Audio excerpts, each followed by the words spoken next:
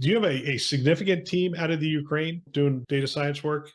I do and have now since literally 2001. Why the Ukraine? It started rather, I guess, serendipitously. I was doing like a lot of folks in the .com or .bomb era. We had an ASP at the time, and some of the engineering work was done in India. And the group that we were working with was a small boutique. They decided to go do other things and switch industries. It was as simple as this. A friend said, "Hey, I know a very dynamic engineer, grew up in Ukraine. He has a team of 10 people. We were in proof of concept phase. It was March of 2001. And it went from 5 people to 10 to 20. And by the end of 2001, we had over 50 and really just grew it from there. Prior to the war, I'd done over 100 trips, according to my passport. Wow.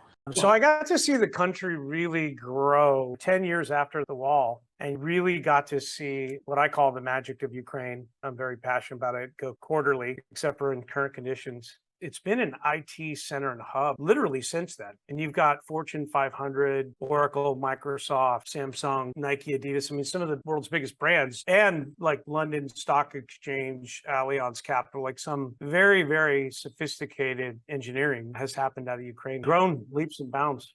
I mean, is it the presence of those companies or is it the education system? What makes that number of data scientists that valuable to US healthcare? What I learned over the years, when you had the Cold War ending and you have tons of universities, they've always had an engineering culture. They did mechanical engineering, chemical engineering, everything, the kind of engineering, radio electronics that you need in a Cold War dynamic. All the buildings are there, the brick and mortar's there, the professors are there. If you read some of this story, the Eastern European IT Association, they talk about big brands like Microsoft, at the time Netscape, certainly Oracle, things like Java. They started sending them Java books literally in the early 2000s. And it became a coding culture really, really rapidly. It just got more and more sophisticated. Ukraine still annually cranks out 200,000 graduates a year. The third largest export is IT engineering services. It's just been this very steady incremental growth. Lots of talent. I'd say the average Ukrainian